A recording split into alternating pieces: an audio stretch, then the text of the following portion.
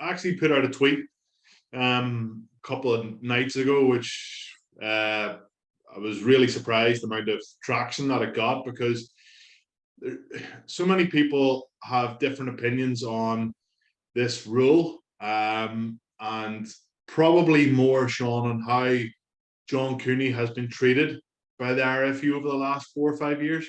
So because he has been one of the informed scrum halves, you could say, it doesn't take a blind man to look at how he's played over the last number of seasons, and the quality of his performances, playing in a half decent Ulster team as well, and he hasn't got a look in whatsoever. I think he was he drafted into one camp at one stage over the last 5 years.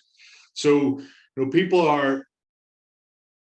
It's maybe harsh for me to say this, but the supporters feel like that he has been really unfairly treated, and that they're disgusted with how one of their own, as John Cooney is now, an Ulster man, that he hasn't been given an opportunity to play for Ireland. So that's one side of it. That's seeing it from the supporters. The other side is from the likes of me, a former player who's played for Ulster, who's played for Ireland, and has been a very proud Irishman, and would have no intentions of ever playing for another country. Why? Because of, number one, of no affiliation, and number two, I just couldn't see myself pulling on another jersey, even if I did. And you grow up as a kid, you just want to play for Ulster, you want to play for Ireland, you want to represent your country, you want to do the people of Ireland proud, you want to run out in front of a packed out Aviva Stadium, singing, Ireland's call, fans and family and everything going down, wearing their Irish jerseys and getting behind you, and your social media brand is all Irish. And then all of a sudden, just because your mother or father, I'm not sure whose it is, if John Cooney is Scottish, then because of this rule that he's able to go and play for Scotland. So the third point that was coming back to, Sean, is that you have the fans, you have, number one, you have the pundits, former players like myself, number two, but then you have the actual player himself, number three, who has an affiliation with another country. So what are their emotions? What's their feelings? And if the opportunity does come up, is it one that they're going to go and take? And it just feels weird. It just feels wrong. It doesn't matter if it's football, hockey, netball, golf, whatever team sport you're involved in. If you represent your country and it's something that you've dreamed about doing, and if you've done it you've only done it once, why on earth would you want to go and represent another country? It just, and again, it's really difficult for me because I don't have a Scottish father, so I can't. I never grew up looking at Scotland or wanting to support Scotland in any way. And I know that's slightly different for John, but it just doesn't feel right. It doesn't feel right that Malachi Fekitoa can go and play for New Zealand and then go and play for Tonga, even though he grew up in Tonga. For me, that shouldn't come into consideration. If you play for a country, you represent a country in any sport, then I feel very strongly that you shouldn't be able to jump ship. And people are also saying, well, sure, look at Adam McBurney, hooker for Ulster. Well, hold on a second. He hasn't played for Ireland. Look at Ben Healy. Ben Healy, he's jumping ship. It's slightly different. So for me, playing what, I don't know how many caps John has, been involved in Six Nations, winning European Cups with Leinster, an Irish province, and then potentially going to a Rugby World Cup and leapfrogging a number of other born and bred Scottish scrum halves that have only dreamt about playing for Scotland since the age of they picked up a rugby ball, that somebody else can come in from Ireland straight in and leapfrog them. It just doesn't feel right.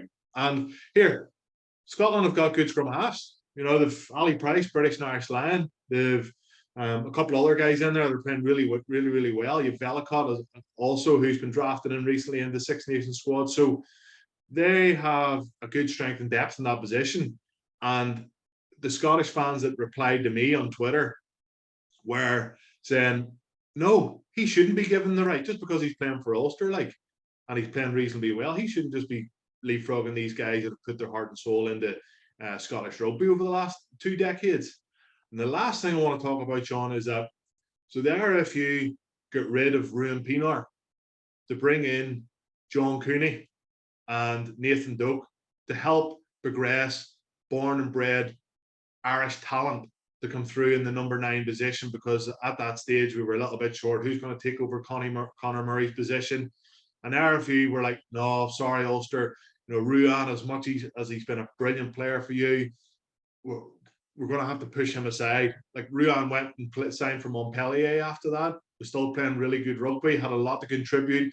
Ulster fans were up in arms. So if you're telling me that by moving somebody like Ruan Pienaar away from Ulster and bringing in John Cooney, why? To support Scottish rugby? That doesn't make sense.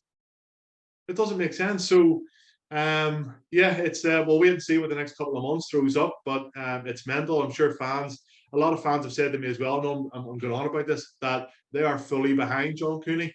And the reason they're fully behind John Cooney making the step to Scotland is because he's been so unfairly treated by Ireland. If he was 23, it might be, people might reflect on it slightly differently. But he's coming to the twilight of his career.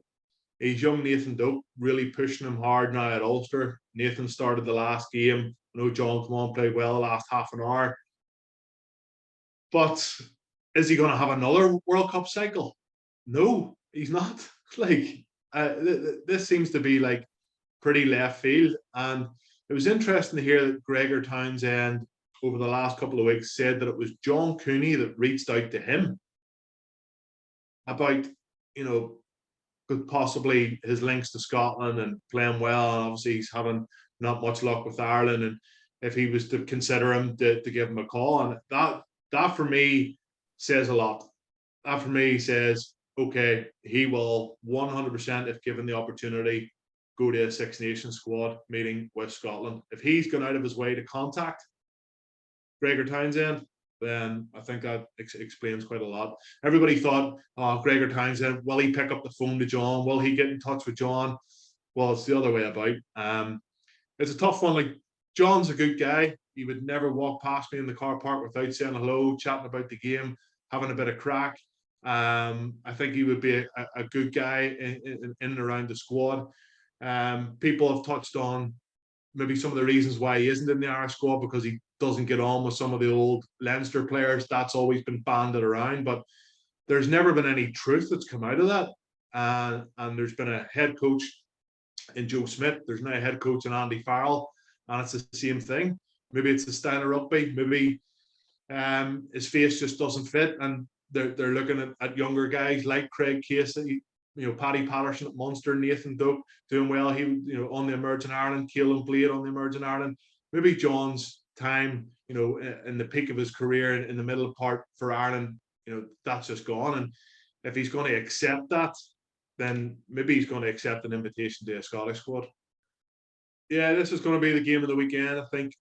Reigning champions, Ulster obviously lost Manny Labok last minute conversion to seal it after that emphatic victory over in Cape Town. So Ulster will be looking a bit of a redemption. Of course they will. It's going to be interesting to see what the squads are going to be here, because we're all waiting for the team sheets to come out. Obviously the Six Nations is just around the corner. The few lads from Ulster who are going to be involved in that squad, will they be selected? Probably not.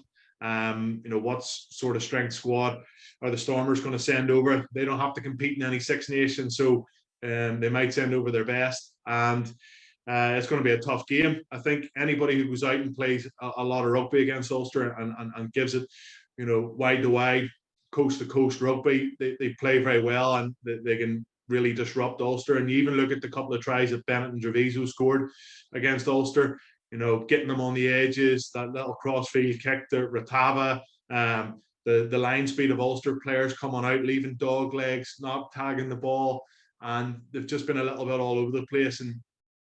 And with ball in hand, they were much better against Seal. They held onto the ball for significant periods of time, caused them huge pressure. But was their pick and go and their maul again that sort of, won them the game. And that's been a real trend over the last, I was going to say 6 weeks, but it feels like about 3 years. So, they're going to have to keep adding to their game. I think Dan McFarlane understands that. It's a challenge against this Stormer side, but personally, I feel it's going to be a cracking game, a really good game. And if the Stormers can stop this Ulster maul, they will fancy their chances of getting a win in Belfast. So, let's see. Two teams right at the top of the URC table, and I'll be working it from studio in Dublin on Viaplay. So tune in for that one. It's going to be a cracker.